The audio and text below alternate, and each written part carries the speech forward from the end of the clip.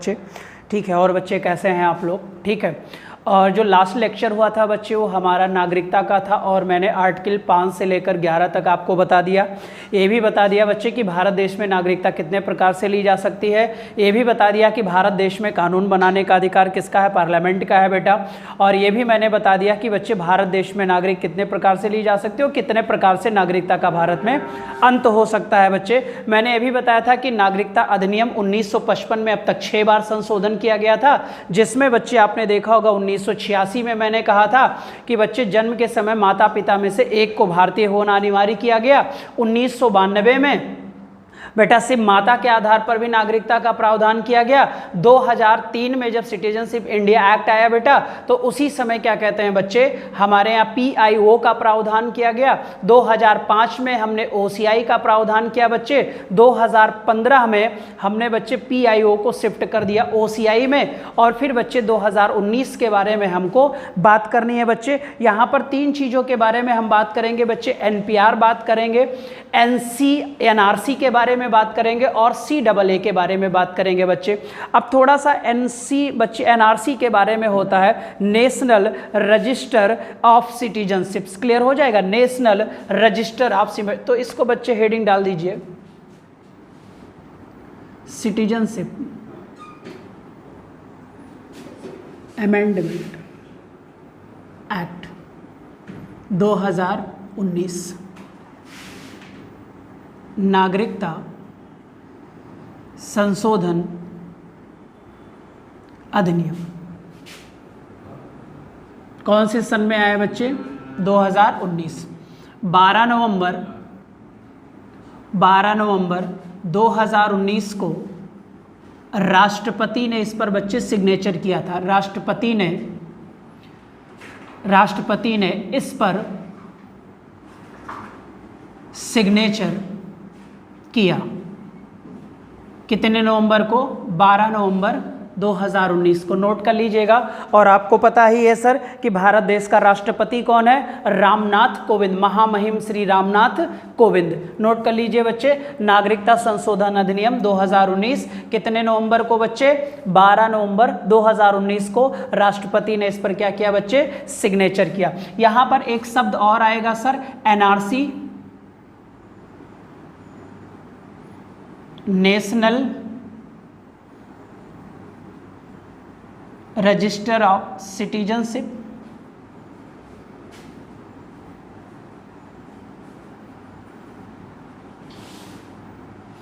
Note कर लीजिएगा, full form लिख लीजिएगा NRC का, national register of citizenship.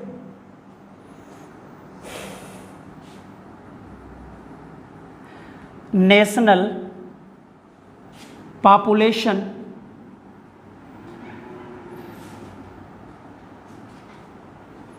Register.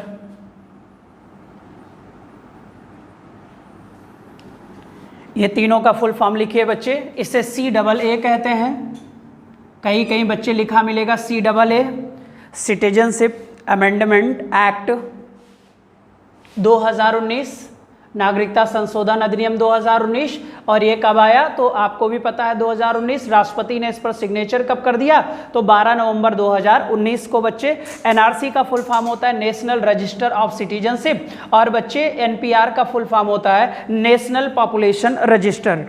अभी असम में देखा होगा बच्चे, क्लियर, और बहुत सारे दंगे बवाल हैं, क्यों हैं, क्या हैं, कैसे हैं, क्या बच्चे सरकार इसका निर्णय जो लिया था ये बच्चे व्यवहारिक रूप से अच्छी बातें हैं कि नहीं है, इन सब के बारे में हम डिस्कस करेंगे बच्चे। इसके पॉजिटिव पॉइंट्स पर भी हम फोकस करेंगे और इसके नेगेटिव पॉइंट पर भी हम क्या करेंगे, फोकस करेंगे बच्चे। इसका पहले फुल फॉर्म लिख लीजिएगा जल्दी से।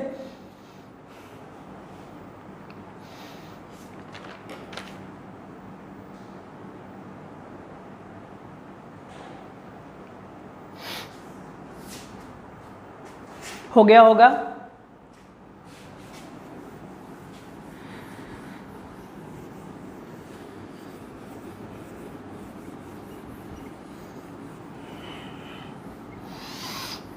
चलिए इस पर डिस्कस करते हैं बच्चे थोड़ी देर के लिए। ध्यान से सुनना इसमें बच्चे। इसमें कहा गया था, किसमें, इसमें कहा गया बच्चे, कहा गया, पहले 2-3 पॉइंट्स नोट करिएगा। कहा गया कि कि पाकिस्तान, अफगानिस्तान,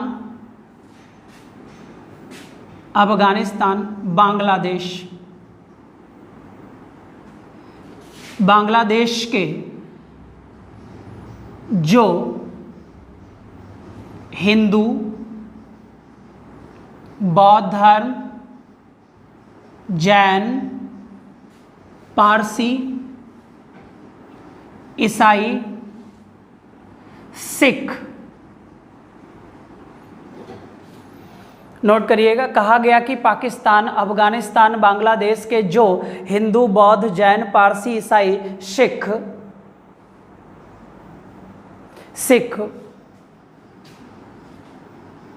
का इन देशों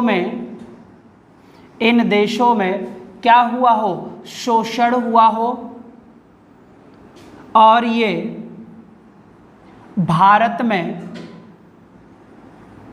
रह रहे हो, नागरिकता प्रदान की जाएगी, नागरिकता प्रदान की जाएगी। नोट, मुस्लिम वर्ग को शामिल नहीं किया गया, मुस्लिम वर्ग को शामिल नहीं किया गया। किसमें बच्चे? CAA 2019 में, CAA 2019 में। 1 मिनट देखिए, इसे जल्दी से देखिएगा।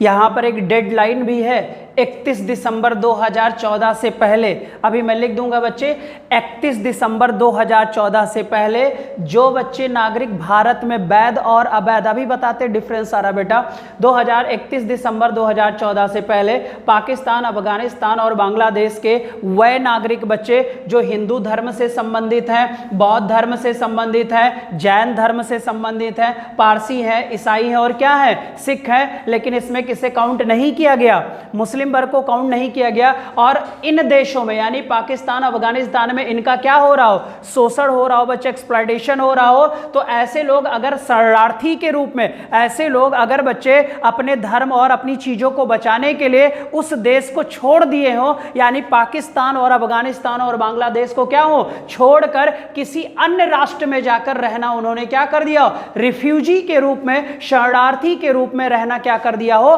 प्रारंभ कर दिया हो बच्चे, तो ऐसे लोगों को भारत सिटीजनशिप अमेंडमेंट एक्ट 2019 के तहत इन सभी लोगों को बच्चे देशीयकरण द्वारा, बाई नेचुरलाइजेशन द्वारा इनको भारत का क्या देगी, नागरिकता देगी बच्चे। क्लियर हो जाएगा। फिर से मैं कह रहा हूं बच्चे, एक एक्ट आया बेटा, नागरिकता संशोधन 1900, नागरिकता अधिनियम 1955 में एक संशोधन किया गया, क्योंकि बच्चे अभी मैं बताऊंगा कि लियाकत अली और पंडित जवाहरलाल नेहरू में बच्चे 1950 में एक समझौता हुआ था जिसे हम नेहरू लियाकत समझौता के नाम से जानते हैं। और इसमें कहा गया था बेटा कि दोनों सरकारों ने एक दूसरे से कमिटमेंट किया था कि अगर कोई देश, यानी कि बच्चे संविधान लागू होने के बाद अगर कोई देश का कोई नागरिक अपने देश से बच्चे दूसरे देश में यानी अन्य अपने देश में जाना चाहता हो तो ऐसे व्यक्ति को हमारा शिफ्ट करने का अधिकार होगा। यानी बच्चे संविधान लागू होने के बाद अगर कोई पाकिस्तान का व्यक्ति भारत आना चाहता हो और भारत में रहना चाहता हो तो पाकिस्तान सरकार यहां पर भेजेगी बेटा। और सेम रूल इंडिया वालों के लिए था। हालांकि भारत वाले इसे फॉलो करते रहे बच्चे, लेकिन पाकिस्तान ने इसे फॉलो नहीं किया। और वहां पर बच्चे इन सभी लोगों, क्योंकि बच्चे आपको बताया भारत का विभाजन क्या हुआ था, धार्मिक था बच्चे, हिंदू और मुस्लिमों के लिए बट गया बच्चे। पाकिस्तान एक मुस्लिम कंट्री थी बेटा। क्लियर। तो वहां पर जब इन लोगों के बच्चे धर्मों का क्या होने लगा, शोषण होने लगा, तो उन्होंने अपने चीजों को बचाने के लिए बेटा इन देशों से प्लान करना क्या कर दिया, शुरू कर दिया। अब यहां की गवर्नमेंट चाहती बच्चे तो सिस्टमेटिक ढंग से बच्चे इन्हें शिफ्ट कर देती, लेकिन जब सरकार ने कोई निर्णय नहीं लिया तो इन्होंने बच्चे भागना शुरू कर दिया और ये भारत में आए और शरणार्थी के रूप में बच्चे बच्चे रहना क्या कर दिए, शुरू कर दिए। अब इनकी तादाद बहुत ज़्यादा हो गई बच्चे। अब एक चीज़ सोचो सर, अभी हम हैं सर और हमारे घर में टोटल मेंबर की संख्या 5 है, तो हमें बच्चे 5 के अकॉर्डिंग ही तो खर्चा उठाना पड़ेगा कि मैं 5 लोग हूँ, 5 पर जितना खर्चा आ रहा है। अचानक 2 रिलेटिव आ जाएं, अचानक उसी घर में कितने रिलेटिव आ जाए, 2 रिलेटिव आ जाए। अब बताओ यार, 2 यानी कि 5 और 2 की संख्या क्या हो गई, बढ़ गई। टोटल कितने मेंबर, 7। अब इन 7 लोगों का तो हमें खर्चा उठाना होगा। यानी अगर मैं ही अपने घर में इनकम का एक जरिया हूं बेटा, तो हम फिर और प्लस 4 अन्य का खर्चा उठा रहे थे, लेकिन 2 रिलेटिव भी आ गए 15 दिन के लिए। तो अब 15 दिन तक हमें 2 का खर्चा बर्डन बोझ बना कि नहीं बना बच्चे। हम बच्चे रूल बना रहे हैं 5 लोगों का, लेकिन हमें बच्चे उन 5 लोगों को जो मैं संसाधन दे रहा हूं, अब उसमें बंटवारा हो गया। मान लो बच्चे हमारी अर्थव्यवस्था ना कह पाए या ना कर पाए कि हम 7 लोगों को भोजन करा सकते हैं, तो उन 5 में से जो हम 5 हैं उन्हीं में से बच्चे कटौती करेंगे कि नहीं करेंगे। सेम कुछ यहां पर भी था, हालांकि इस पर बच्चे अभी डिस्कस करेंगे आगे। तो हमने ये जाना कि एनआरसी का फुल फॉर्म क्या होता है, हमने ये जाना एनपीआर का फुल फॉर्म क्या होता है, और हमने ये जाना कि सिटीजनशिप अमेंडमेंट एक्ट, जिसे CEE कहीं कहीं लिखा मिलेगा, 2019 बच्चे। तो ये 12 नवंबर और 2019 को क्या कर दिया गया, पारित किया गया। इसमें कहा गया बच्चे कि पाकिस्तान, अफगानिस्तान और बांग्लादेश से जितने भी मुस्लिम को छोड़कर ये जितने भी लोग भारत में रह रहे हो, क्योंकि ये तभी तो आएंगे जब उस देश में इनका क्या हुआ हो, शोषण हुआ हो बच्चे, तो यहाँ रह रहे हैं, इन सारे लोगों को हम क्या देंगे, नागरिकता। अब नागरिकता चैप्टर की बच्चे एक पॉइंट में बार बार प्रीवियस वीडियो में कहा था कि देशीकरण की बात हम इसमें करेंगे बाई नेचुरलाइजेशन। भारत सरकार ने कहा कि ऐसे, वहां पर देखो सर, वहां पर देशीकरण में था कि आपको कितने वर्ष निवास करना होगा। देशीकरण में मैंने कल भी बताया था बच्चे, देशीकरण में कितने वर्ष निवास करना होगा, 11 वर्ष। लेकिन बच्चे यहां पर एक चीज और मैंने कहा था, ये वो लोग होंगे जो वैध तरीके से भारत में शरणार्थी के रूप में रह रहे होंगे। अवैध तरीके की बात नहीं किया था, वहां पर मैंने बात किया किसकी बेटा, वैध तरीके की बात किया। लेकिन गवर्नमेंट ने यहां पर कहा सर इसके तहत अगर कोई वैध भारत में रह रहा है तो भी ठीक है, अगर इन 3 देशों का नागरिक है और इनसे संबंधित है बच्चे, तो वो अगर बच्चे वैध है और अगर वो क्या है, अवैध है, इन दोनों लोगों को, यानी वैध को भी और प्लस अवैध को, इन दोनों लोगों को मैं देशीकरण से भारत की नागरिकता क्या दूंगा, प्रदान कर दूंगा। अब वहां पर बच्चे कितना वर्ष निवास करना होता था, 5। यहां गवर्नमेंट ने कहा कि 31 दिसंबर 2014, यानी कि बच्चे अगर देखा जाए तो कितने वर्ष की निवास कर दिया गया, 5 वर्ष बेटा। अभी सर फिर से देखिएगा, देशीकरण में मैंने कहा कि नागरिकता देशीकरण से तब आपको प्राप्त होगी जब आप 14 वर्ष में से 11 वर्ष भारत में निवास करोगे, और शरणार्थी के रूप में आप अगर रह रहे हो तो कौन से तरीके से रह रहे हो, वैध तरीके से रह रहे हो। और गवर्नमेंट बच्चे या हमारी पुलिस हर साल बच्चे एक पुलिस वेरिफिकेशन भी बनाएगी, ठीक है। लेकिन जब ये एक्ट आया बेटा, तो इसमें कहा गया यहां से आए हो, इतने लोग हो, अगर इनका शोषण हुआ होगा तभी तो आए होंगे, तो इन सभी लोगों को, चाहे ये लीगल आए हो चाहे ये अनलीगल आए हो, और अगर ये निवास 5 वर्ष से कर रहे हैं, तो हम इन सभी लोगों को देशीकरण द्वारा भारत का क्या बना देंगे, नागरिक बना देंगे बच्चे, ठीक है। इसी में सर एक एनआरसी आ गया, एक क्या आया बच्चे, एनआरसी आ गया। क्लियर हो जाएगा। एनआरसी आपको पता है सर असम में लागू हो गया। कहां लागू हुआ, असम में बच्चे टोटल पॉपुलेशन की संख्या सिर्फ 3 करोड़ है। कितने करोड़ थी बच्चे, तो जब रजिस्टर मेंटेन किया गया सर जी, तो वहां पर देखा गया कि 19 लाख लोग असम में बच्चे अपना डॉक्यूमेंटेशन ही नहीं करा पाए। उनके पास ऐसा कोई प्रमाण ही नहीं था जिससे वो भारत की नागरिकता सिद्ध हो उनकी बच्चे। तो उसमें 19 लाख में क्या हुआ सर, 14 लाख तो हिंदू थे और 5 लाख मुस्लिम थे बेटा। 5 लाख क्या थे, मुस्लिम थे। अब ये हुआ कि सर क्योंकि बच्चे मुस्लिमों भी के पास भी डॉक्यूमेंटेशन नहीं था और हिंदुओं के पास, और एनआरसी जो है बेटा ये कहता है बच्चे नागरिक, या कह सकते हो एनआरसी घोषित करता है नागरिकता की अवैधता। जो भी लोगों के पास डॉक्यूमेंट्स नहीं होगा, चाहे वह हिंदू हो चाहे वह अन्य धर्म का व्यक्ति हो, अगर उसके पास डॉक्यूमेंटेशन नहीं है तो उसे भारत का नागरिक नहीं समझा जाएगा। आपने देखा कि असम में 19 लाख लोग थे, जिसमें 14 लाख बच्चे हिंदू थे और 5 लाख मुस्लिम थे, और इनके पास कोई डॉक्यूमेंटेशन नहीं था। एनआरसी ने कहा कि ये सारे के सारे लोग भारत के नागरिक नहीं हैं। भाई इनके पास तो डॉक्यूमेंटेशन है ही नहीं। क्या वाकई में आपको लगता है ये सारे लोग बच्चे भारत के बाहर से ही आए? नहीं सर। एक एग्जाम्पल लेते हैं बच्चे, दिल्ली की सड़कों पर कभी और बंबई की सड़कों पर अगर देखा जाए तो लाखों की तादाद में लोग बच्चे रोड पर सोते हैं। बच्चे मोहल्ले में रिक्शे पर सो जाते हैं। क्या वो भारत नागरिक नहीं है? सर वो भारतीय नागरिक हैं, लेकिन उनके पास कोई अस्थायी निवास नहीं है सर। वो ऑटो पे सो जाते हैं, रिक्शे पे सो जाते हैं सर, दिन भर दुकानों पर काम करते हैं और फिर वहीं पर बच्चे कपड़े जो भी उनके पास रहते हैं उसे बिछाकर वो सो जाते हैं। तो जब एनआरसी जैसी चीजें लागू होंगी बेटा, तो क्या उन पर ये लागू नहीं होगा? क्योंकि एनआरसी पर्टिकुलर किसी धर्म के लिए नहीं है, सभी धर्म इसमें आ जाएंगे सर जी। तो जब उन लोगों से कोई डॉक्यूमेंटेशन मांगा जाएगा तो क्या वो लाखों लोग नहीं बच्चे, लाखों की तादाद में है, क्या वो अपना डॉक्यूमेंट्स वेरिफिकेशन करा पाएंगे? और अगर नहीं करा पाएंगे तो क्या सारे लोग भारत के नागरिक नहीं हैं? आप सोचो बच्चे थोड़ा सा। अगर हम पे भी लागू होता है एनआरसी बच्चे, अगर मैं अपना कोई भी डॉक्यूमेंट्स नहीं दे पाया गवर्नमेंट को, तो हमें भी बच्चे कह दिया जाएगा कि सर आप भारत के नागरिक नहीं हो।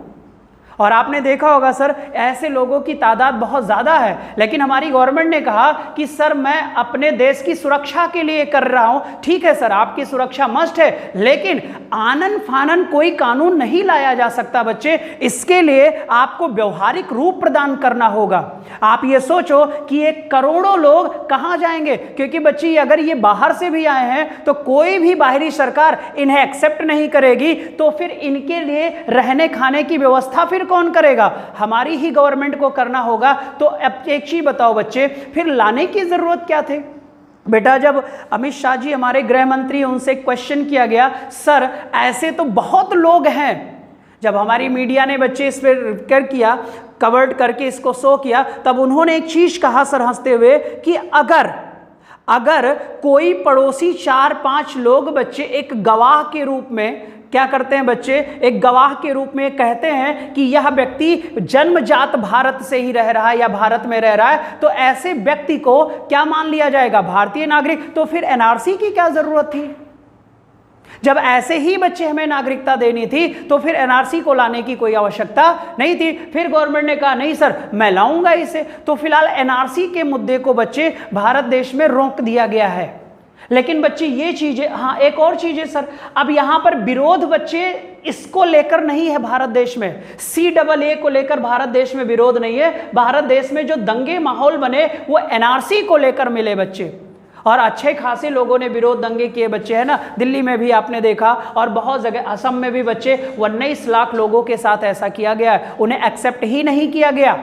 और बच्चे हमारी विपक्ष ने भी कहा कि सर एनआरसी के लिए फिर आपको रजिस्टर जो मेंटेन होगा, काउंटिंग करनी होगी, इस पर लार्ज मात्रा में खर्चा होगा। यानी कि असम में ही बेटा 3 करोड़ पॉपुलेशन पर जो हमने क्या किया, सर्च किया बच्चे, जनगणना करवाई और 19 लाख लोगों को निकाला, इस पर करीब 1600 से ज्यादा करोड़ खर्चे आए। तो पूरे देश की जो पॉपुलेशन है वो 1 अरब 35 करोड़ के अप्रॉक्स है। तो सोचो गवर्नमेंट पर बर्डन कितना आएगा खर्चे का।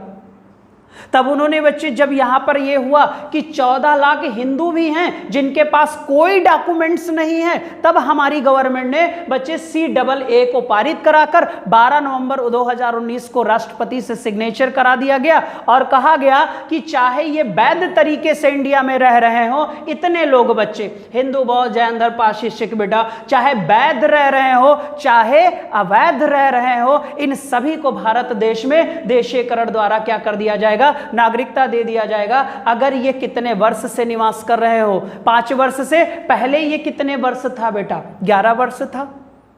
ठीक है, तो इसका बच्चे लोगों ने जबरदस्त भारत में क्या किया, विरोध किया। हालांकि ये जो एनआरसी है बच्चे और एनपीआर है, ये 2003 में ही आ चुका था। ठीक है, तो इसे और अभी आगे डिस्कस करते। तो आपका पहला ये क्वेश्चन हुआ सर, सिटीजनशिप एक्ट जो है वो कौन से सन में आया, तो आपका रिजल्ट होगा 2019 में आया। दूसरा होगा कितने नवंबर को इसे सिग्नेचर कर दिया हमारे प्रेसिडेंट महोदय ने, तो आप रिजल्ट लगाना सर 12 नवंबर 2019 को। बच्चे इसमें कहा गया कितने देशों को शामिल किया गया, तो 3, पाकिस्तान, अफगानिस्तान और बांग्लादेश में कितने वर्ग को बच्चे किया गया, तो आप कहना सर हिंदू, बौद्ध धर्म, जैन धर्म, पारसी, ईसाई और सिख बच्चे। और इन देशों में इनका शोषण हुआ था तो इन्होंने अपने देश को छोड़ा। बच्चे शरणार्थी के रूप में भारत में रह रहे थे। भारत सरकार ने कहा चाहे ये वैध हो चाहे अवैध हो, हम इनको भारत का नागरिक कर देंगे बच्चे, नागरिकता दे देंगे। और ये कितने वर्षों से भारत में निवास कर रहे हो बच्चे, ठीक है। अभी बच्चे देखिए 2 चीज़ें, जब तक हम कोई चीज़ पूरी तरीके से किसी भी चीज़ को जान ना ले, फॉर एग्जाम्पल एक ले लेते हैं बच्चे, अभी जीएसटी की बात किया जाए सर। अब जीएसटी देखिए सर रातों रात आ गई। जीएसटी से हमें बहुत नुकसान झेलना पड़ा बेटा। हम कहने के लिए कहते हैं जीएसटी है सर, जीएसटी के कारण आपने देखा होगा पिछले जो 4-5 साल का डेवलपमेंट है, ग्रोथ रेट है हमारे जीडीपी का, वो लगातार गिरता आ रहा है। और बच्चे और ईश्वरीय कृपा आ गई, कोविड-19 भी आ गया। अब कोविड, अभी तो हम कह सकते हैं सर हमारी इकोनॉमी में ग्रोथ रुकने का सबसे बड़ा कारण बन गया कोविड-19, लेकिन जब कोविड-19 नहीं था बच्चे तो फिर हमारा तो जीएसटी भी इसके लिए था रिस्पॉन्सिबल, ठीक है। तलाक का केस आया सर, बहुत अच्छा हुआ ये हट गई। 370 था बच्चे, एक बहुत पुराना मुद्दा था जिसे गवर्नमेंट ने खर्च कर दिया। लेकिन इन चीज़ों पर बच्चे थोड़ा सा फोकस करना चाहिए, क्योंकि कोई भी चीज़ है जब तक उसके पहलू को नहीं जानो बच्चे कि इससे पॉजिटिव क्या होगा और इससे निगेटिव क्या होगा, तब तक किसी भी चीज़ को व्यवहारिक रूप नहीं दिया जा सकता। लेकिन चलिए बच्चे जो भी है, बाद में फिर सर मैंने बताया कि हमारे बच्चे होम मिनिस्टर साहब ने यही कहा कि बच्चे जो डॉक्यूमेंटेशन नहीं करा पा रहे, जिनके पास डॉक्यूमेंट्स नहीं है, तो पड़ोसी कह देगा। और मान लो बच्चे मैं पाकिस्तान या अफगानिस्तान से 20 साल पहले आया हूं और इंडिया में रह रहा हूं, तो बच्चे 20 साल में तो मैं 5-7 लोगों को अपना अच्छा खासा मित्र तो बना ही लूंगा। तो जब अच्छा खासा मित्र बना लूंगा तो क्या वो 5-6 लोग गवाही नहीं दे देंगे बेटा? दे देंगे सर। तो फिर मतलब क्या रहेगा सर? और कोई जरूरी है सर कि जो बाहर के लोग आ रहे हो वो हमारे देश के प्रति वफादार हों? ये कोई जरूरी नहीं होगा बच्चे, क्लियर हो जाएगा। लेकिन चलिए सर गवर्नमेंट की सोच है, सोचने दीजिए उन लोगों को, बाकी हमें यहाँ से फैक्ट निकाल लेना है बच्चे, ठीक है। देख लीजिएगा सर, इतना हो गया।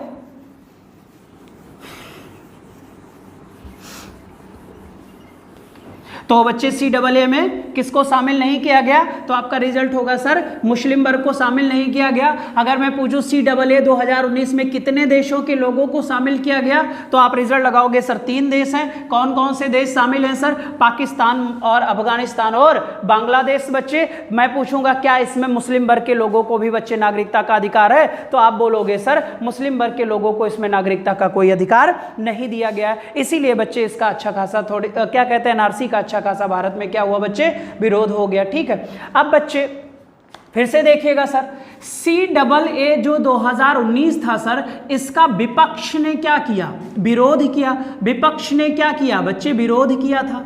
अब विपक्ष ने जब विरोध किया सर, तो विपक्ष ने जो तर्क रखा, जो विपक्ष का तर्क था कि क्या बच्चे ये अच्छी चीज नहीं है, या 2019 का जो सिटीजनशिप अमेंडमेंट एक्ट आया ये बच्चे नुकसानदेह, तो तर्क इन्होंने क्या रखा? इन्होंने कहा, विपक्ष ने कहा कि आर्टिकल 14 का उल्लंघन करता है, क्योंकि आर्टिकल 14 बच्चे समानता की बात करता है, इक्वलिटी की बात करता है, क्लियर हो जाएगा। और वहां पर आपने इसका उल्लंघन किया है क्योंकि मुस्लिम वर्ग को यहां पर शामिल नहीं किया गया है। लेकिन बच्चे हमारा आर्टिकल 14 जो समानता है, इसमें कहा गया है कि वर्गीकरण, क्लासिफिकेशन किया जा सकता है, किया जा सकता है। हालांकि बच्चे इसकी कोई डेफिनेशन नहीं है, लेकिन आर्टिकल 14 जैसे बच्चे विपक्ष ने कहा कि आप सिटीजनशिप अमेंडमेंट एक्ट 2019 में आर्टिकल 14 का पक्ष क्या कर रहा है? उल्लंघन कर रहा है। ऐसा तर्क किसने दिया? विपक्ष ने दिया। तो बच्चे विपक्ष ने कहा यहां इक्वलिटी की बात कही है भाई, विधियों के समक्ष समान संरक्षण और विधि के समक्ष समता। बेटा इसको मैं फंडामेंटल राइट्स में और अच्छे से भी बताऊंगा। यहां पर बस इतना जानो, आर्टिकल 14 में भी कहा गया है कि हम क्लासिफिकेशन कर सकते हैं, हम क्लासिफिकेशन कर सकते हैं और बच्चे किया जा सकता है। शर्त क्या होगी क्लासिफिकेशन की? युक्ति युक्त हो, युक्ति युक्त हो बच्चे, क्लियर हो जाएगा। या बच्चे बोधगम्य हो, बोधगम्य हो बच्चे, या कोई भी बच्चे परिवर्तन हो वो तार्किक हो। क्या हो बच्चे? तार्किक हो। एक एग्जांपल लेते हैं इन चीजों को समझने के लिए। युक्ति युक्त हो बच्चे, प्रिविलेज हो बच्चे, बोधगम्य हो, तार्किक हो। अब एग्जांपल से समझ लेते हैं। एक बच्चे मैं लाता हूं इनकम टैक्स, इनकम टैक्स, और मैं बताया इनकम टैक्स को हिंदी में क्या कहते हो? आयकर कहते हो बच्चे। क्या बच्चे सभी व्यक्तियों पर एक समान इनकम टैक्स है? नहीं है सर। कुछ लोग को 0% में रखा गया, कुछ लोगों को 5% में रखा गया, कुछ लोगों को 20% में रखा गया और कुछ लोगों को 30% में रखा गया। भाई 0 से 5 लाख इनकम है तो बच्चे कितना % इनकम टैक्स है? 0। अब यहां पर उन सभी लोगों को हटा दिया गया, यानी क्लासिफिकेशन किया गया। लेकिन यहां पर जो मुद्दा था वो युक्ति युक्त है, प्रिविलेज है बच्चे, बोधगम्य है और तार्किक है। भाई जब इनकी आय नहीं है तो ये क्या इनकम टैक्स दे पाएंगे? नहीं दे पाएंगे सर। हालांकि ये मैटर सुप्रीम कोर्ट में है बच्चे, और सुप्रीम कोर्ट डिसाइड करेगा, सुप्रीम कोर्ट डिसाइड करेगा कि क्या सिटीजनशिप अमेंडमेंट एक्ट बेटे 2019 आर्टिकल 14 का जो विपक्ष ने तर्क रखा है इसका उल्लंघन हो रहा है कि नहीं हो रहा है। अगर बच्चे उल्लंघन हो रहा है तो हो सकता है सिटीजनशिप अमेंडमेंट एक्ट पर रोक लगा दिया जाए, या बच्चे अगर नहीं हो रहा है तो इसे ऐसे कंटिन्यूअस जारी रखा जाएगा बच्चे, क्लियर हो जाएगा। तो विपक्ष ने कहा कि आर्टिकल 14 का इन्होंने सर क्या किया गया है? उल्लंघन किया गया है बच्चे, क्लियर हो जाएगा।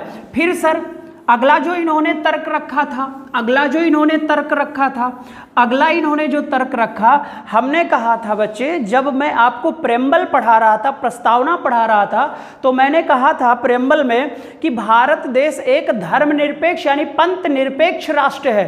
भारत देश का कोई अपना धर्म नहीं है और राज्य का किसी धर्म से कोई संबंध नहीं, क्योंकि भारत में धर्म को एक व्यक्तिगत विषय माना गया है, इंडिविजुअल सब्जेक्ट माना गया है। हम चाहें तो धर्म को चेंज कर सकते हैं, हम चाहें तो धर्म परिवर्तन कर सकते हैं बेटा, बशर्ते जबरदस्ती हमारे धर्म का परिवर्तन ना हो। इसीलिए मैंने कहा बच्चे कि राज्य में धर्म को एक बच्चे इंडिविजुअल सब्जेक्ट माना गया है।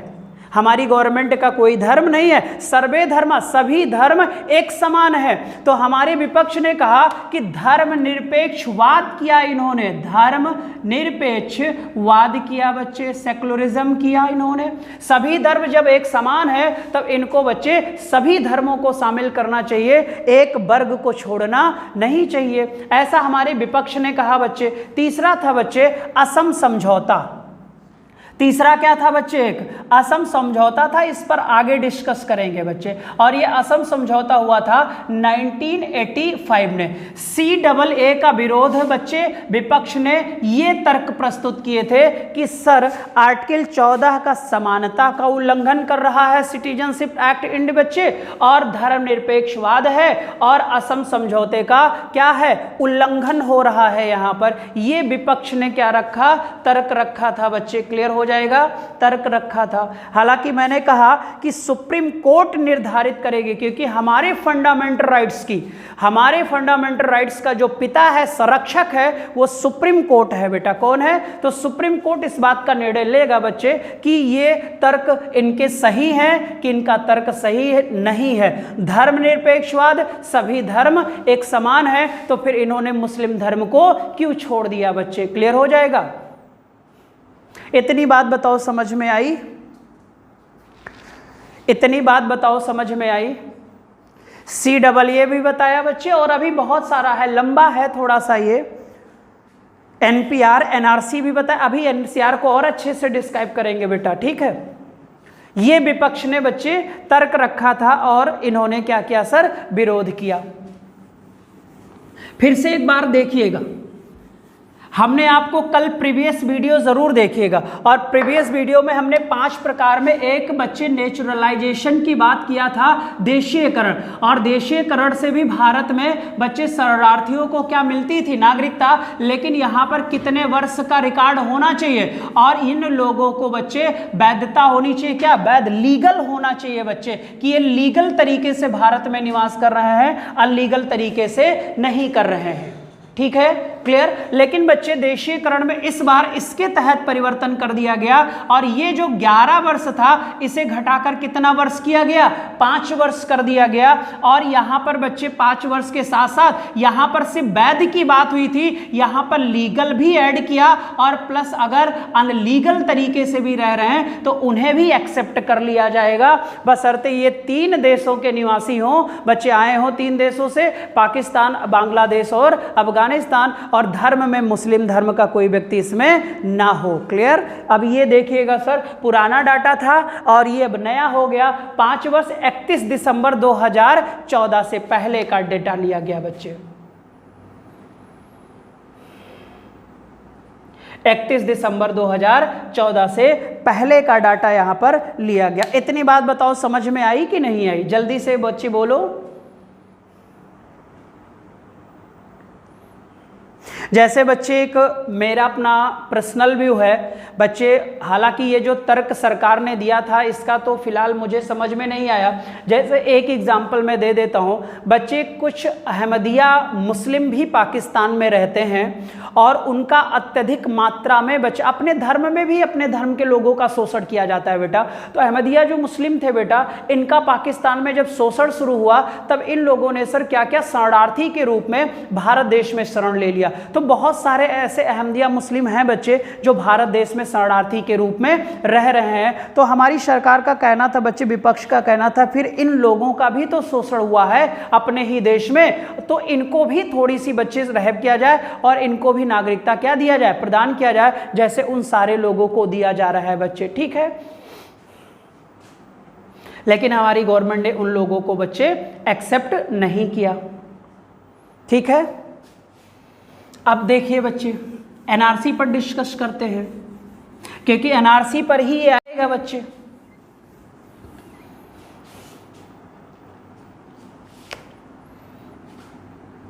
एनआरसी, अब आपको पता है असम, कहाँ, असम। अब असम में बच्चे, असम की अगर जनसंख्या देखी जाए बच्चे तो अप्रॉक्स कितने करोड़ है? असम की जनसंख्या कितने करोड़ है बच्चे? करीब 3 करोड़ है। अब यहाँ पर बच्चे क्या हुआ कि एनआरसी को बच्चे लागू कर दिया गया। एनआरसी को क्या किया गया? लागू किया गया। बच्चे CAA का भारत में विरोध नहीं है। जो दंगा बच्चे फसाद का माहौल क्रिएट किया, जो दंगा फसाद का माहौल क्रिएट किया, वो किसने किया है? एनआरसी ने किया है बच्चे। और जब असम में किया गया तो अप्रॉक्स कितने करोड़ थे? 3 करोड़ लोग। तो यहां पर 19 लाख लोग, कितने लाख लोग बच्चे? 19 लाख लोग बच्चे अपना डॉक्यूमेंटेशन ही नहीं करा पाए, यानी ये बच्चे सिद्ध ही नहीं कर पाए कि ये भारत के नागरिक हैं। इनके पास ऐसा कोई साक्ष्य नहीं था जिसमें ये नागरिकता को सिद्ध कर पाए।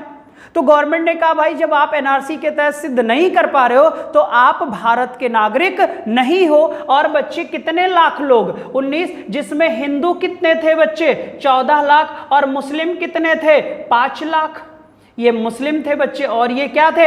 हिंदू थे। टोटल कितने लाख हो गए? 19 लाख लोग। बस जैसे ही बच्चे ये चीजें आई तो गवर्नमेंट ने कहा ओके, तो फिर उन्होंने बच्चे आनन फानन सिटीजनशिप अमेंडमेंट एक्ट पेश किया, पारित हो गया बेटा। और 2019 में हमारी राष्ट्रपति ने सिग्नेचर कर दिया और इसमें तत्काल प्रावधान कर दिया गया कि जो भी पाकिस्तान और अफगानिस्तान और बांग्लादेश के हिंदू हैं, सिख हैं, ईसाई हैं, यानी विदाउट बच्चे मुस्लिम हैं, उन सभी लोगों को जो भारत में शरणार्थी के रूप में रह रहे हैं, शरणार्थी के रूप में क्या है? रह रहे हैं, वो चाहे लीगल इंडिया में रह रहे हो और चाहे अनलीगल रह रहे हो, इन दोनों को मैं देशीयकरण द्वारा नागरिकता प्रदान करता हूं बच्चे। देशीयकरण द्वारा नागरिकता प्रदान करता हूं बेटा। और ध्यान दीजिएगा, पहले 11 वर्ष निवास का रूल था, लीगल माना जाता था बच्चे, लीगल तरीके से रहते हो, हर साल पुलिस वेरिफिकेशन होता था। लेकिन इनके लिए कोई पुलिस वेरिफिकेशन नहीं होगा, बस एक डेट डेट, एक डेडलाइन दे दी गई 31 दिसंबर 2014 से पहले, यानी टोटल कितने वर्ष, 5 वर्ष की बच्चे निवासता हो तो हम इन्हें बच्चे भारत का क्या बना देंगे, नागरिक बना देंगे बेटा। इसमें मुस्लिमों को काउंट नहीं किया गया, इसमें मुस्लिमों को काउंट नहीं किया गया। इतनी बात बताओ समझ में आई कि नहीं है। तो अब ध्यान दीजिएगा, ये 14 लाख तो इसके तहत भारत की नागरिकता प्राप्त कर लिए बच्चे देशीयकरण द्वारा, लेकिन फंस कितने लोग गए, 5 लाख लोग। तो फिर इसी का विरोध प्रदर्शन होना क्या हो गया सर, शुरू किया गया। और हाँ सर, एनआरसी पर बच्चे खर्चा भी बहुत आया, करीब 1600 करोड़ रुपए का खर्च आया लगभग 3 करोड़ लोगों पर। और ऐसे तो भारत देश 1 अरब 35 करोड़ है, तो आप काउंट कर लो यार कितने हजार करोड़ रुपए खर्च होंगे। और माहौल खराब होगा वो अलग से सर, क्योंकि माहौल से भी बच्चे भारतवर्ष में आर्थिक को बच्चे या आर्थिक व्यवस्था को या इकोनॉमिक को क्या होता है बच्चे, बहुत नुकसान होता है। आप देख रहे थे दंगे फसाद अच्छा खासा इंडिया में चल रहा था बच्चे एनआरसी को लेकर, ठीक है। इतनी बात बताओ समझ में आई कि नहीं आई।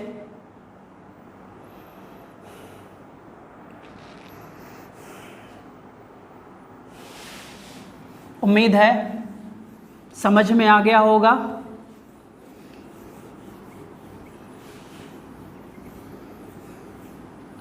और सर याद रखिएगा, एक ये भी कहीं लिख दीजिएगा, नेहरू लियाकत समझौता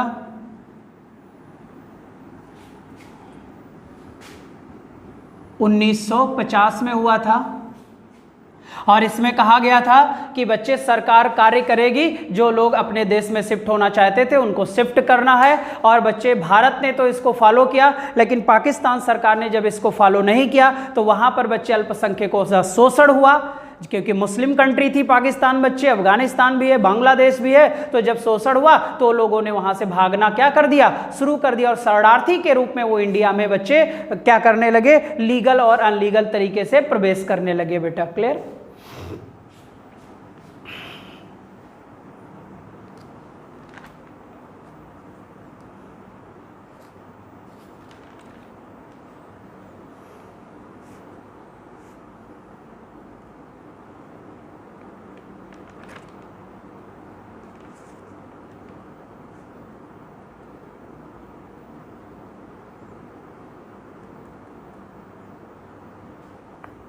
ठीक है।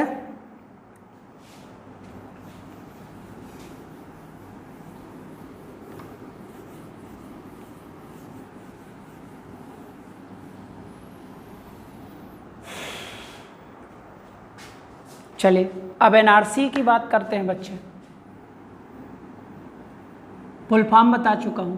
एनआरसी आपको भी पता है, सबसे पहले असम में है। तो एनआरसी के 2-3 पॉइंट्स लिख लो बच्चे, एनआरसी के 2-3 पॉइंट्स लिख लो बेटा।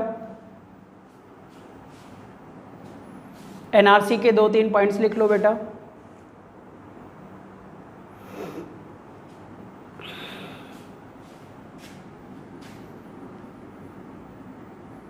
दो 2003 में ही लाया गया था। और बच्चे लिख दीजिएगा, नागरिकता की वैधता निर्धारित करता है, निर्धारित करता है।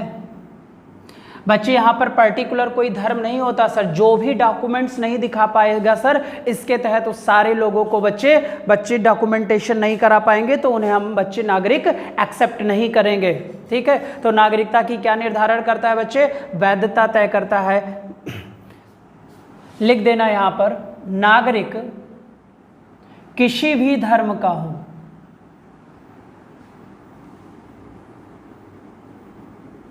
किसी भी धर्म का हो, किसी भी धर्म का हो बच्चे, ये याद रखिएगा। और शायद इसी को लोग समझ नहीं पाते हैं। मैंने कहा था सर कि बच्चे हमारे यहाँ रोडों पर लाखों लोग सोते हैं, लाखों लोग सोते हैं बच्चे। फिर अगर वो डॉक्यूमेंटेशन नहीं दे पाएंगे तो क्या भारत सरकार उन्हें अपना नागरिक मानने से इनकार कर देगी? फिर अगर नागरिक मानने से इनकार, अब एक एग्जांपल लेते हैं, अब वो असम में बात किए बेटा तो कितने लाख लोग हो गए भाई? अब इन 19 लाख लोगों का तो गवर्नमेंट को ही तो खर्चा उठाना पड़ेगा, क्योंकि बाहरी देश बच्चे अब इनको एक्सेप्ट थोड़ी ना करेंगे। और जब एक्सेप्ट नहीं करेंगे बच्चे तो गवर्नमेंट को तो ही प्रोविजन बनाना होगा कि इनके खर्च कैसे उठाए जाएं। क्या इनको गोली मार दिया जाएगा? पॉसिबल ही नहीं है। क्या ये अपने देश से भाग जाएंगे? नहीं सर। और बच्चे ये मत देखिए कि क्या निकल रहा है, क्या हो रहा है, नहीं सर, मेन सोर्स की बात कीजिए बच्चे। मैंने कहा बंबई को ही ले लीजिए, दिल्ली को ले लीजिए, बेंगलोर को ले लीजिए, हमारे ही बच्चे गांव से इधर से उधर से लोग बच्चे बहुत लार्ज मात्रा में सोते रहते हैं बच्चे, जिनके पास कोई दुकान नहीं है, कोई बच्चे अस्थायी निवास नहीं है, कोई परिचय पत्र नहीं है। फिर ऐसे लोगों को क्या होगा बच्चे, जो पीढ़ी दर पीढ़ी इंडिया में रह रहे बच्चे, रिक्शे पे ही लोगों का जीवन कट जा रहा है, तो फिर क्या दिक्कतें आएंगी कि नहीं आएंगी? तो फिर जब इस पर बच्चे एनआरसी को लेकर हमारे होम मिनिस्टर से जब बात किया गया तो हमारे गृह मंत्री ने बच्चे फिर एक चीज कही कि अगर 4-5 लोग बच्चे गवाह के रूप में, बच्चे गारंटर के रूप में कहते हैं कि ये बहुत दिनों से भारत में रहते हैं, यानी बच्चे इनका निवास स्थान 20-25 वर्ष पहले से है, तो फिर उनको बच्चे भारत की नागरिकता मान लिया जाएगा। तो जब यही चीजें करनी थी बच्चे, तो फिर ये माहौल बनाने की कोई आवश्यकता नहीं थी बेटा। क्लियर हो जाएगा? ये चीजें लाने की जरूरत नहीं थी। बात तो वही हो गई फिर भाई, बस सब लोग गवाही दे देंगे बेटा और सब लोग भारत के क्या हो जाएंगे, फिर नागरिक। हालांकि गवर्नमेंट ने जो तर्क दिया था उस तर्क से मैं सहमत हूं बच्चे, और लोग भी हैं, उन्होंने इसे अपनी आंतरिक सुरक्षा बताया था कि हमारे लिए देश की सुरक्षा सबसे पहले है। तो अगर देश की सुरक्षा सबसे पहले है बच्चे, तो एनआरसी ये नहीं कहता कि स्पेशली किसी एक वर्ग की बात है। एनआरसी ये कहता है कि वह सभी लोग जो डॉक्यूमेंटेशन नहीं दे पाएंगे, हम उनकी नागरिकता को अवैध करार देंगे। बच्चे ये वैधता को सिद्ध करता है, और अगर अवैध हो जाएंगे तब वो बच्चे किसी भी देश के नागरिक रहेंगे, तब हमें उन्हें एक्सेप्ट नहीं करना पड़ेगा बच्चे। क्लियर हो जाएगा? इतनी बात बताओ, समझ में आई?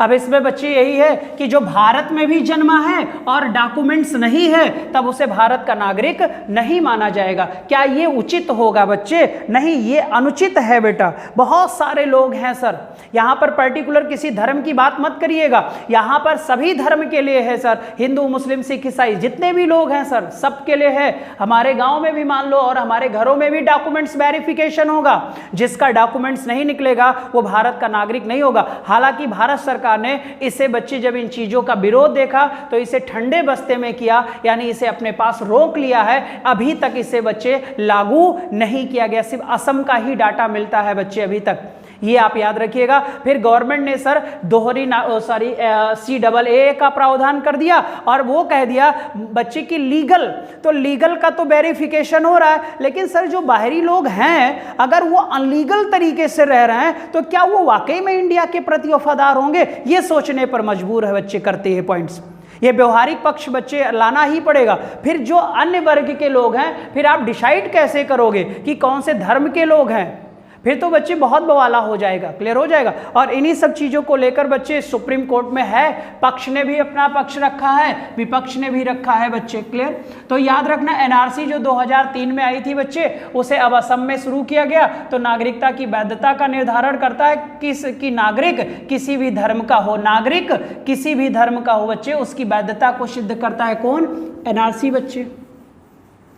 अब यहां पर सर एक रजिस्टर मेंटेन किया जाएगा, national population register, NPR, national population register बेटा।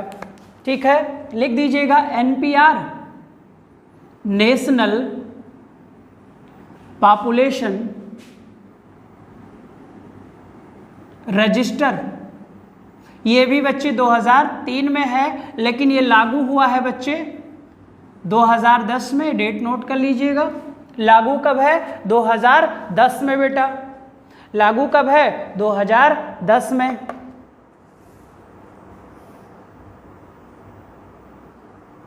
(2010) में।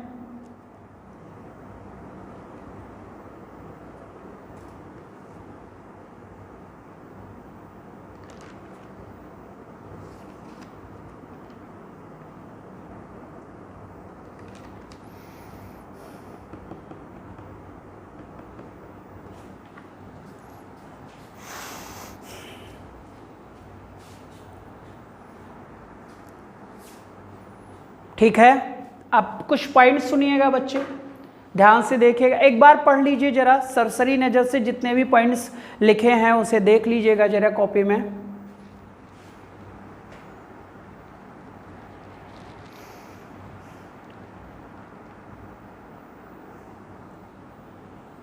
चैनल को लाइक सब्सक्राइब करते रहिए बच्चे, और शेयर भी करते रहिएगा ताकि ज़्यादा से ज़्यादा बच्चे जुड़ जाएं।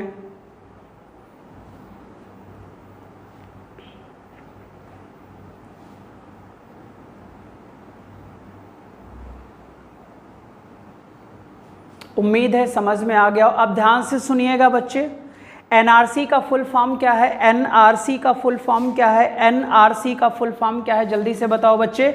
नेशनल एनआरसी बच्चे ने एनपीआर का फुल फॉर्म क्या है? एनपीआर का फुल फॉर्म तो नेशनल पॉपुलेशन रजिस्टर बेटा, नेशनल पॉपुलेशन रजिस्टर। फिर मैंने बताया एनआरसी का फुल फॉर्म क्या है बच्चे? तो नेशनल रजिस्ट्रेशन ऑफ बच्चे या register of citizenship, national register of citizenship. CAA का फुल फॉर्म क्या है? तो सिटीजनशिप अमेंडमेंट एक्ट बेटा 2019। क्लियर। नागरिकता भारत में कितने प्रकार से दी जा सकती है? तो आपने कहा सर 5 प्रकार से। बाई नेचुरलाइजेशन बेटा, यानी कि देशीयकरण द्वारा नागरिकता, और देशीयकरण नागरिकता में इस बार गवर्नमेंट ने CAA 2019 में परिवर्तन कर दिया। पहले वहां पर बच्चे देशीयकरण का प्रमाण पत्र उस व्यक्ति को दिया जाता था जो 11 वर्ष निवास करता था और बच्चे वैध तरीके से इंडिया में रहता था। क्लियर हो जाएगा। संवैधानिक भाषाएं उसे आती थी बच्चे और संविधान के प्रति डेडिकेटेड रहता था। उसमें परिवर्तन किया गया, अब उसे मात्र कितने वर्ष माना गया? 5 वर्ष, और वहां पर जोड़ दिया गया लीगल और अनलीगल। कितने देश को इसमें शामिल किया गया? तो आप कहोगे सर पाकिस्तान, अफगानिस्तान और बांग्लादेश। बच्चे कितने धर्म को छोड़कर? तो आपका रिजल्ट होगा एक धर्म को छोड़कर। कौन से धर्म को इसमें शामिल नहीं किया गया? मुस्लिमों को शामिल नहीं किया गया बच्चे। क्लियर हो जाएगा। बच्चे असम में जब एनआरसी लागू की गई तो 3 करोड़ लोगों पर जब क्या किया गया? सेंसस कराया गया, तो वहां पर 19 लाख लोग बच्चे क्या निकले? अनलीगल तरीके से रह रहे थे, जिनके पास कोई डॉक्यूमेंटेशन नहीं था बच्चे। तो वहां पर हिंदुओं की संख्या कितने % थी? 14, और मुस्लिम कितने थे बेटा? तो आपका रिजल्ट होगा सर 5। अब जब इनका डॉक्यूमेंट्स नहीं मिला तो क्या ये भारत के नागरिक हुए? नहीं हुए सर, ये अनलीगल तरीके से भारत में नागरिक रह रहे थे बनकर। तो हमारी सरकार ने क्या किया? CAA 2019 लागू कर दिया, जिसमें इन्होंने कह दिया कि इन 3 देशों के मुस्लिमों को छोड़कर जितने भी लोग रह रहे हो, वो चाहे वैध रहते हो, चाहे बच्चे अवैध के रूप में, रिफ्यूजी के रूप में, शरणार्थी के रूप में रह रहे हो, उन सभी लोगों को हम भारत का नागरिक मानेंगे।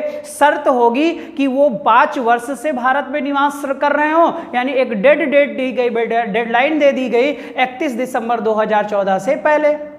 और फिर उसके बाद जब एनआरसी हुआ बच्चे, डॉक्यूमेंटेशन नहीं हो करवा पाए जो लोग, जिसमें मुस्लिम धर्म सबसे बड़ा वर्ग बन गया बेटा, तो इन्होंने सर इसका विरोध करना क्या कर दिया गया? शुरू कर दिया गया बच्चे। तो एनआरसी बच्चे, मैंने कहा था कि एनआरसी जो है वो स्पेशली कोई पर्टिकुलर एक धर्म पर लागू नहीं होती है, सभी लोगों के धर्मों पर ये लागू होती है बच्चे, और सभी को डॉक्यूमेंट्स कराना। अभी यूपी में अगर ये लागू होगा तो आपको और हमको सबको डॉक्यूमेंट्स वेरिफिकेशन कराना होगा, और अगर डॉक्यूमेंट्स नहीं होंगे बच्चे तो आप याद रखना आपको भारतीय नागरिक माना नहीं जाएगा। जब इसका विरोध हुआ बच्चे तो गवर्नमेंट इसे क्या कर लिया? अपने पास रख लिया है। अभी इस पर बहुत ज्यादा प्रोविजन किया नहीं गया है। CAA को बच्चे विपक्ष लेकर कहाँ गया? सुप्रीम कोर्ट गया। उसने 3 तर्क रखे हैं बेटा। आर्टिकल 14 का उन्होंने उल्लंघन बताया था कि बच्चे इक्वलिटी का उल्लंघन कर रहे हैं। हालांकि भारत देश के आर्टिकल 14 में क्लासिफिकेशन किया जा सकता है बच्चे, बशर्ते शर्त रखी गई है कि उसका जो रूप हो, उसका जो रोल हो बेटा, वो क्या हो? तार्किक हो, बोधगम्य हो, किसी भी व्यक्ति को इससे नुकसान ना पहुंचता हो बच्चे। क्लियर हो जाएगा। प्रिविलेज हो बच्चे, युक्ति युक्त होना चाहिए, ठीक है। तो वर्गीकरण क्लासिफिकेशन किया जा सकता है। मैंने कहा था CAA, सॉरी क्या कहते हैं बच्चे? Income tax. अब भाई कुछ लोग 0% में आते हैं, कुछ लोग 5 में आते हैं, सभी पर एक प्रकार का टैक्स नहीं लगाया जाता। जैसे जैसे आय बढ़ रही है वैसे वैसे टैक्स बढ़ रहा है, जैसे जैसे आय घट रही है वैसे वैसे आपकी आय घट रही है बच्चे। क्लियर। उन्होंने धर्मनिरपेक्षवाद बोला था बच्चे, विपक्ष ने तर्क दिया है कि भारत देश में पंथ निरपेक्षवाद है, राज्य और राष्ट्र का कोई धर्म नहीं है। भारत देश में धर्म एक इंडिविजुअल बच्चे सब्जेक्ट एग्जैक्ट माना गया है। क्लियर हो जाएगा। इसका बच्चे उन्होंने, क्योंकि भारत पंथ निरपेक्ष है और पंथ निरपेक्ष शब्द 42वां संविधान संशोधन 1976 में लाया गया बेटा। क्लियर हो जाएगा। फिर मैंने कहा, उन्होंने कहा सर जी कि ये सारी घटनाएं हो गई, ठीक है। तो पक्ष विपक्ष बच्चे अपना मैटर तर्क रख रहा है। अब पक्ष ने क्या कहा है सर? पक्ष ने क्या कहा है? पक्ष ने कहा है कि जो भारत और पाकिस्तान के मध्य नेहरू और लियाकत समझौता हुआ था 1950 का, जो पक्ष ने कहा है, उन्होंने कहा है कि जो नेहरू लियाकत समझौता 1950 को हुआ था उसको फॉलो नहीं किया है पाकिस्तान ने, इस वजह से हमें सिटीजनशिप अमेंडमेंट एक्ट के तहत इनको अपना नागरिक बनाना पड़ रहा है। दूसरा तर्क उन्होंने दिया है कि भारत देश की सुरक्षा हमारे लिए सबसे पहले है, तो इस बात के लिए सभी सहमत है कि बच्चे राष्ट्र की सुरक्षा, नेशन की सुरक्षा हमारी पहली प्रायोरिटी बनती है। क्लियर हो जाएगा। तो ये सारी चीजें थी बच्चे, और मैंने पॉपुलेशन रजिस्टर भी बता दिया, 2003 में आया, 2010 से क्या हो गया, लागू हो गया। एनआरसी असम में है बच्चे। क्लियर हो जाएगा। तो ये कुछ बच्चे CAA को लेकर जो उथल पुथल थी, हालांकि अभी तक इसका फाइनल रिजल्ट नहीं आया है। फाइनल रिजल्ट बच्चे सुप्रीम कोर्ट में सुनवाई के बाद आएगा बेटा। तो जब सुप्रीम कोर्ट अगर एक्सेप्ट करेगी कि तर्क विपक्ष का, पक्ष का सही है, तो ये लागू रहेगा बच्चे। और अगर उनको लगा कि फंडामेंटल राइट्स यानी आर्टिकल 14 का ये क्या कर रहा है, उल्लंघन कर रहा है, तो सुप्रीम कोर्ट बच्चे CAA को ठंडे बस्ते में वापस कर सकती है, रोक सकती है। लेकिन अभी इसका कोई निर्णय नहीं हुआ है, अभी कोई इसका निर्णय नहीं हुआ है। अब बताओ यार, ये जो CAA था और NRC था बच्चे, इसके बारे में कुछ चीजें समझ में आई कि नहीं आई?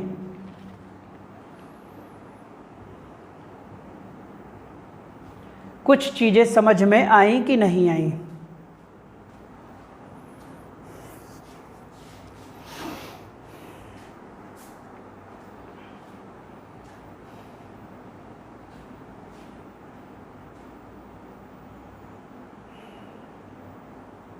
और अगर नहीं आई होगी तो जितने भी पॉइंट्स मैंने बोले हैं, जितने भी पॉइंट्स मैंने समझाए हैं, एक बार वीडियोस को फिर से देखिएगा बच्चे, और एक एक शब्द को सुनिएगा हेडफोन लगाकर बच्चे, ठीक है। तो जब कंसंट्रेट होकर लेक्चर सुन लोगे बच्चे, तो फिर चीज़ें क्या हो जाएंगी, क्लियर हो जाएंगी। और अगर लगता है सर कि कोई डाउट होगा तो आप ज़रूर मैसेज कर दीजिएगा सर, फिर मैं उसे और डिस्कस कर दूंगा सर। क्लियर? क्योंकि अभी ये कंप्लीट तो है नहीं सर, ठीक है। अभी इस पर सुप्रीम कोर्ट में बच्चे अच्छा खासा दिन लगेगा, तो फिर जो चीज़ें थी वो मैंने आपके समक्ष रख दी हैं, ठीक है। तो आज के लिए इतना ही है बच्चे। बाकी जो हमारा अगला चैप्टर होगा, क्योंकि ये जो आर्टिकल 14 है, मैंने नागरिकता में भी बताया था कि आर्टिकल 15, 16, 19, 29 और 30 ये सिर्फ भारतीय नागरिकों को प्राप्त हैं। तो अगला जो चैप्टर हमारा होगा वो बहुत ही इंपॉर्टेंट होगा, और वो होगा फंडामेंटल राइट्स। और फंडामेंटल राइट्स को हम लोग अच्छे से पढ़ेंगे बेटा। और फंडामेंटल राइट्स के जो लेक्चर होंगे बच्चे, वो 1 घंटे से भी अधिक का होगा। तो बच्चे जब भी कभी लेक्चर लीजिए तो अच्छे से बैठिएगा, कॉपी पेन आपके पास होनी चाहिए, ठीक है।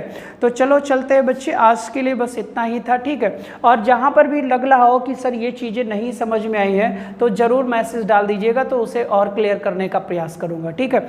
और चलो बच्चे, उम्मीद है आप सारे बच्चे हमारे क्या होंगे, अच्छे होंगे। कोविड-19 से सारे लोग सेफ रहिए, सिक्योर रहिए बेटा अपने आप को, ठीक है। चलो आज के लिए इतना ही, बाय बाय बच्चे, टेक केयर। आज मैंने किसी भी बच्चे का नाम नहीं लिया है, तो जितने भी बच्चे होंगे जान लो बच्चों, सारे बच्चों का मैंने नाम ले लिया है, ठीक है। सारे बच्चों का नाम ले लिया और फिर बच्चे नाम ले लेंगे, ठीक है। चलो बच्चे, thank you, bye bye, take care बेटा, टेक केयर।